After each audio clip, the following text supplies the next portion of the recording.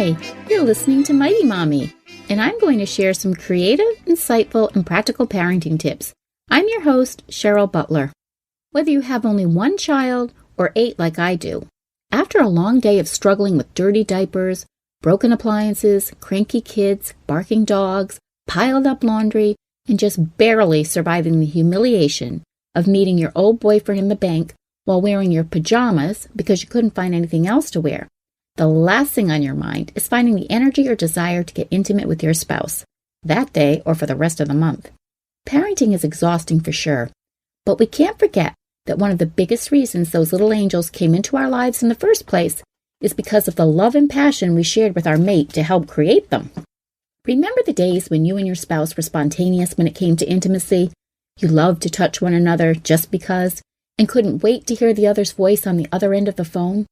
Now that we're parents, we often find ourselves praying that our partner forgets about getting physical, unless it means pulling down the covers of the bed to tuck us in for a 12-hour nap. While many couples can definitely relate to being so drained at the end of the day that all they want is to be left alone, it doesn't have to be that way. You may be a parent now, but you were part of a couple before the kids came along. And one of the best things you can provide for your child is a loving, committed relationship with your partner, even if it means you have to work at it. My husband and I will soon celebrate our 25th wedding anniversary. Here are a few simple, and sometimes sizzling, suggestions that have helped keep us connected while being in the trenches with 8 kids. And don't worry, these are applicable to both men and women. Number 1, woo with the written word. Next time you're in the store, pick up a romantic card or 2 that you can mail to your honey's workplace. You can also stick a love note in his briefcase, her lingerie drawer, or on the dashboard of the car. Just because. Number 2, get physical. Instead of sitting alone in your favorite chair, snuggle up next to your partner while you're both on the sofa watching TV. Every chance you get, steal a kiss, give a hug, squeeze their leg while you're driving. Greet one another with a passionate kiss when returning from work instead of a rote peck on the cheek. Make eye contact with one another while you're sitting amongst your kids or your in-laws. Sometimes the little touches mean the most, and those work to help keep you connected. Number 3, get cooking. Cook your partner's favorite meal for no reason at all. Drop by the office with a plate of those homemade double chocolate chip cookies that you know he or she loves. Stop by the store and pick up a slice of her favorite cheesecake or a bottle of his favorite wine. Put the kids to bed, cook a meal together, and have a cozy dinner for 2 in your bedroom. Number 4, pay attention. When your spouse comes home from work, be interested, really interested in how their day was. We take one another for granted without even realizing it. So get in the habit of learning more about what makes you both tick during the day. And Dad, when you get home, listen to what your stay-at-home spouse or your working full or part-time spouse did all day. Sometimes we just need a friendly ear to share how desperate we felt when our toddler threw a tantrum at the grocery store. Number 5, impromptu quickies. I know what you're thinking, but I am not suggesting you take advantage of the clean kitchen island. Get your mind out of the gutter.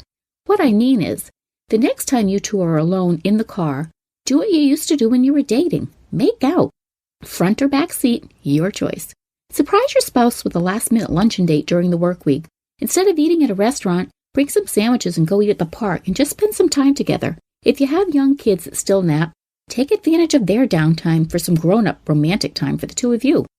Number 6, fake out Friday nights. When our kids were very young, we had a regular date night routine which we called fake out Friday nights. Basically, we lied to our kids. Well, we told a little white lie and made them believe it was really an hour later than they thought. Their bedtime was regularly 7 o'clock, but we put them down at 6 o'clock to give ourselves a little extra and much-needed alone time at the end of the week. Number 7, keep in touch. Send a text to your significant other just to say, I love you, or can't wait to see you tonight, or your new hairstyle is so sexy. How often do we base our communications on to-do lists, grocery needs, and complaints? Too often. Number 8, surprise. Not everyone loves surprises, but when it comes out of the blue from your sweetheart, it can make everything all right with the world. Send a written invitation to your spouse suggesting a private rendezvous for the 2 of you. Make dinner reservations at their favorite restaurant, line up a babysitter, and call them up for a date. This includes ringing the doorbell and standing outside the front door with a pretty little bouquet of daisies instead of just plowing into the house and telling them you'll be waiting in the car. Number 9, get talking.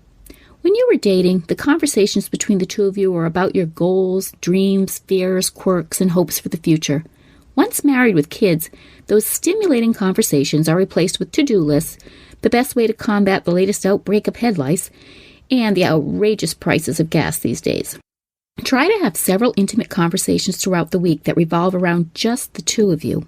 Use your time together to rediscover your partner. By connecting with personal conversation, you can build intimacy back into your marriage. Ask each other personal questions such as, how have your goals changed over the past 5 years? What does the future look like now? What do we need to get to that point? What are your cares and interests today?